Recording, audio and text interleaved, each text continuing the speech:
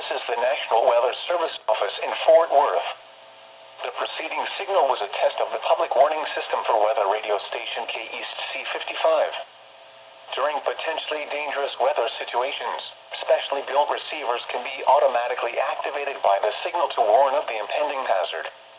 Tests of the signal and receiver's performance are normally conducted by the National Weather Service each Wednesday between 10 a.m. and noon, and between 6 and 8 p.m. If there is a threat of severe weather, the test will be postponed to the next available good weather day.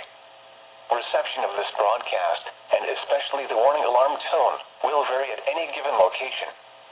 This variation, normally more noticeable at greater distances from the transmitter, can occur even though you are using a good quality receiver in good working order.